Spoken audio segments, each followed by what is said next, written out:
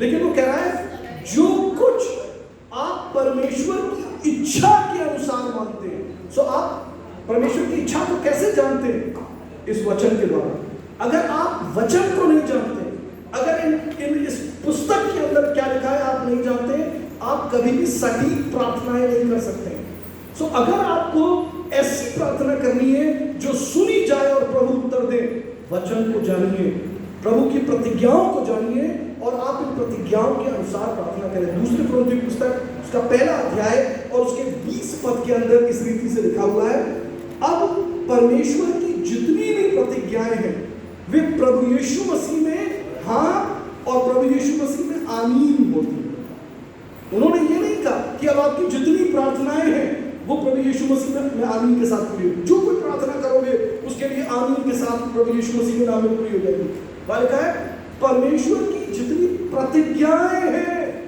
सो बहुत सी बार लोग प्रार्थना तो कर रहे हैं लेकिन उसकी प्रतिज्ञाओं को नहीं समझते, वो जानते नहीं है इसके अंदर क्या लिखा है। सो इसलिए जब हम प्रार्थना करें हमें वचन के अनुसार प्रार्थना करें, हमें वचन के शब्दों का संदर्भ लेते हुए। प्रभु आप जैसे उदाहरण के तौर पर अगर कोई बीमारी की अवस्था में तो ये ना प्रार्थना करें कि प्रभु ये बीमारी क्यों आ गई, ये कैसे हो गया, लेकिन केवल वचन अनुरूप प्रार्थना करें। कहें प्रभु आपका वचन कहता है यशायाह 53:5 में मसीह यीशु के कोड़े खाने से मैं चंगा हुआ और उस चंगाई को अपने जीवन के लिए मानता हूं।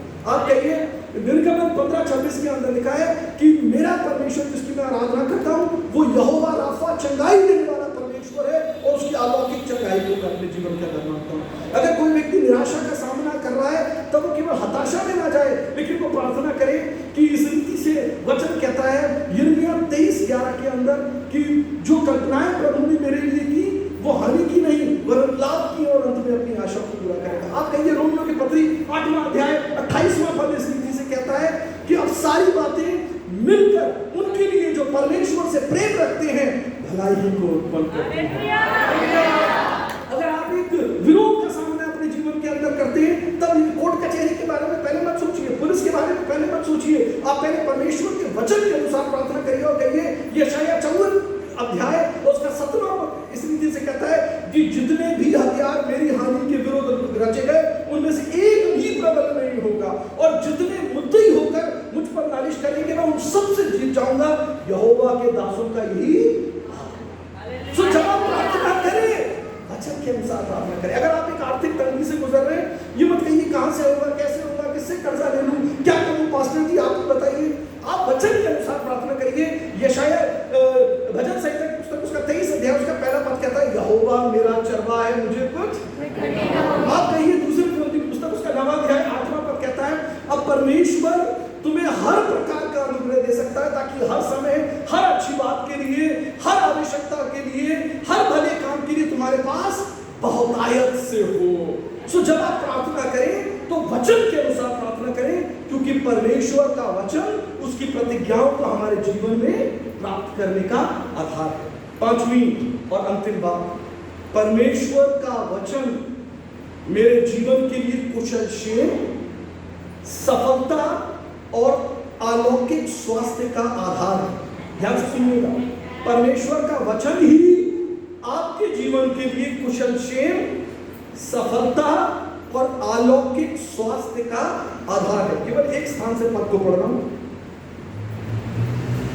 नीति वचन की पुस्तक बहुत प्रचलित पद है, जाने हुए पद है, उसका 4था अध्याय उसके 20 से 22 पद वचन कहता है हे मेरे पुत्र मेरे वचन ध्यान करके सुन, अपना कान मेरी बातों पर लगा, इनको अपनी आंखों की ओट ना होने दे वरन अपने मन में धारण कर, क्योंकि जिनको वे प्राप्त होती हैं वे उनके जीवित रहने का और उनके सारे शरीर के चंगे रहने का।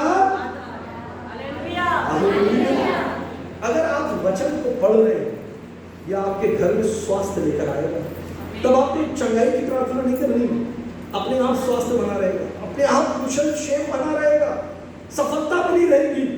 यहोशू से परमेश्वर ने कहा, यहोशू की पुस्तक उसके पहले अध्याय 8वें पद में, व्यवस्था की पुस्तक तेरे चित्त से अलग ना होने पाए, इससे दाएं बाएं मत देखना, है ना, इसी के अनुसार करने में चौकसी करना, तेरे मुख से भी अलग ना होने पाए, और तब जो कुछ तू करेगा उसमें तू हालेलुया। परमेश्वर का वचन जीवित है, इसके अंदर परमेश्वर का आत्मा है, जीवन है।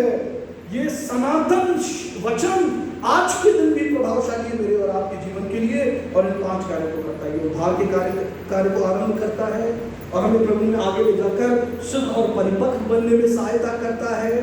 ये आपके जीवन के प्रतिदिन में आपको निर्देश देने में सहायता करता है, बुद्धिमान बनाता है। ये परमेश्वर की प्रतिज्ञाओं को आपके जीवन में प्राप्त करने का आधार है।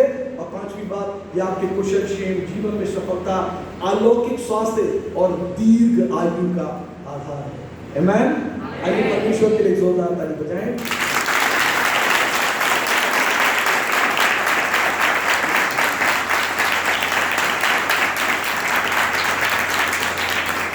भजन संहिता की पुस्तक उसका 138वां अध्याय और दूसरे पद में प्रभु ने कहा, वचन इस रीति से कहता है, परमेश्वर ने अपने बड़े नाम से अधिक, अपने बड़े नाम से अधिक अपने वचन। अगर आप परमेश्वर के वचन से प्रेम करते हैं, आप परमेश्वर की सभी आशीषों को अपने जीवन में देखने पाएंगे। इन्हीं शब्दों के साथ मैं आप सबका धन्यवाद करना चाहता हूँ, परमेश्वर का धन्यवाद करना चाहता हूँ जिन्होंने ये अच्छा समय हमें दिया कि हम कलीसिया के साथ संगति कर सकें। विशेष आभारी पास्टर का, मैम का और बच्चों का। मैं बेटी को देख रहा था, मैंने अपनी वाइफ से कहा कि बिल्कुल हमारी बेटी की जैसी दिखती है, ऐसे ही बाल हैं उसके। और दूसरी वाली को भी मैं देख रहा था, मैंने कहा वो भी तो मेरी दूसरी बेटी की तरह लग रही है, हमारे बच्चे जैसे ही लग रहे हैं दोनों। सो मैं बहुत आभारी हैं हम आपका और इस स्थान पर प्रभु की उपस्थिति जो प्रार्थनाएं उसी तरह से परमेश्वर की उपस्थिति यहाँ बनी रहे। धन्यवाद करते हैं। आइए अपनी आंखों को बंद करें, परमेश्वर को एक बार फिर से महिमा दें। प्रभु जी आपका धन्यवाद करते हैं इस भरी सुबह के लिए परमेश्वर, आपके वचन के लिए। आपके वचन के अनुसार प्रभु मैं प्रार्थना करना चाहता हूँ प्रभु, आपका अनुग्रह, आपकी शांति इस स्थान पर ठहरी रहे परमेश्वर। जितनी प्रार्थनाएं इस भवन में की जाए परमेश्वर, उन सबों को प्रभु आप सुनने के लिए अपने काम को लगाएं परमेश्वर। आपकी अलौकिक उपस्थिति को, आपकी महिमान्वित उपस्थिति को यहाँ पहुँचने वाले नए लोग भी अनुभव करने पाए। और प्रभु जो आपके दासों ने आंसू बहाकर प्रार्थनाएं की हैं, आपने सुन ली है और आपने पूरा करके परमेश्वर। और आपने जो अभिषेक इनकी पीढ़ी के ऊपर रखा था वो आपने अगली पीढ़ी के लिए ठहराया है परमेश्वर। आपने प्रभु यहाँ के दास के बच्चों को परमेश्वर अपने अग्नि के अभिषेक को रखा है परमेश्वर। प्रार्थना करते परमेश्वर की सेवकाई को आशीषित करें। कलीसिया में आज उपस्थित हर एक व्यक्ति को मसीह यीशु अपने सामर्थ्य रंग में ढांक लीजिए, अनुग्रह करते रहिए और परमेश्वर आपका आत्मा और आपका वचन इनमें से हर एक की अगुवाई करे। मसीह यीशु के नाम से इस प्रार्थना को मांगते हैं, आमीन। हालेलुया।